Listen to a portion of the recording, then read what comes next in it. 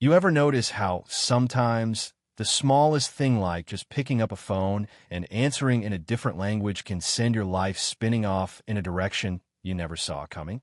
Yeah, that happened to me, and I still catch myself thinking about that first night, the one that cracked everything open. So picture this: San Francisco, fog so thick you can taste it, the city asleep except for a few stray headlights slicing through the mist. In this cramped third-floor apartment, somewhere off Maple Street, I'm hunched over a chipped coffee table that's more scar tissue than wood, whispering Korean verb conjugations under my breath while my kid brothers are tangled up in blankets in the next room, breathing easy for the first time all day. It's just after 11 at night. My shift at the Sloan Grand Hotel starts at midnight. 15 stories of gold glass, and people who probably never wondered what bleach smells like. My badge says housekeeping, but my brain is always somewhere else. Tonight, it's halfway across the world, learning Hebrew, tomorrow maybe Swahili. I don't do this because I'm showing off. I do it because it makes me feel alive, like my head is still mine. You know what I mean? Let me back up a sec. 3 years ago, everything fell apart. Lost both parents in a car accident just like that. I went from being a college sophomore with a shot at a real future to being the only thing standing between my brothers and the kind of foster care you read about in court transcripts. So I learned to keep my head down, make myself invisible. Nights, I'm cleaning hotel lobbies while celebrities and oil barons glide past without seeing me. And days, I'm teaching algebra and making sure my brothers brush their teeth. Every night, I tuck them in and whisper the same thing: we'll get there. Most days I don't even believe it myself, but I say it anyway. I board the bus at 11:30, hoodie up, work shoes in my bag, eyes on the ground, and by midnight, I'm trading street clothes for that plain blue uniform. Earbud in, audiobook on tonight. It's slow-paced Hebrew because I like the way it rolls off my tongue. The hotel's quiet, marble floors gleaming, gold fixtures catching the light just so.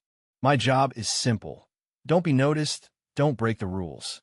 Until, of course, someone needs help and there's nobody else around. That's how it started. The German guy lost in the lobby, waving his hands and speaking too fast for the night desk clerk, who's disappeared anyway. I almost pretend I don't see him, but something stops me. I step forward and ask, softly, in his language, if I can help. You should have seen his face.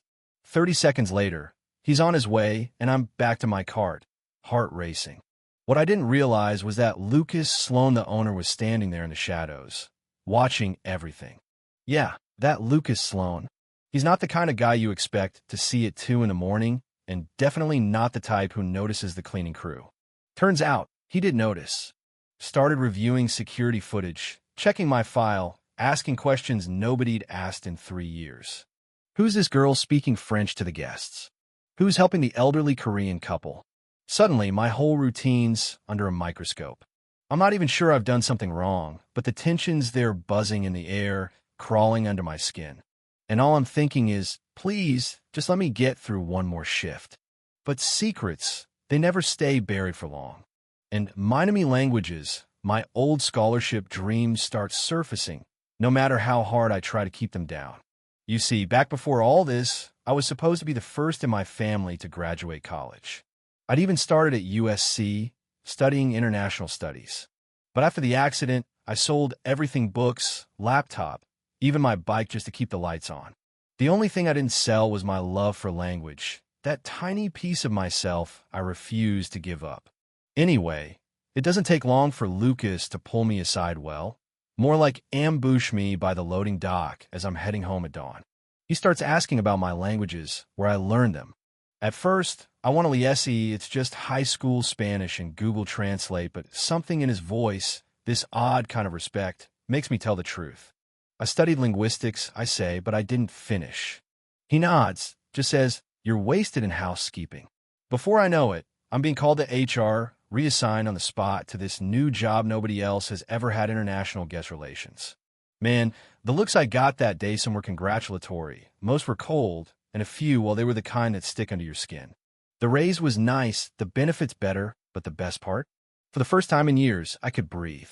The first day, I'm shadowing the assistant manager during a check-in with guests from Dubai. I speak Arabic, help with the luggage, smooth over a mix-up. Suddenly I'm the hero of the hour. But every win comes with a whisper. Some people don't like seeing the cleaning lady in a skirt and blouse, calling shots.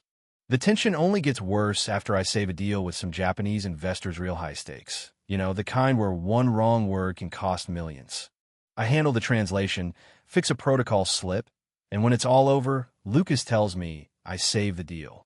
That night, he invites me out. Nothing weird, just two people talking on a rooftop garden overlooking the city. Turns out, he started out just like me. His dad was a janitor, worked nights to give him a shot at something more. We talked for hours, both of us surprised at how easy it is, how real it feels. Not romance, not yet, just this rare kind of understanding. Recognition. But you know how it goes, word gets around.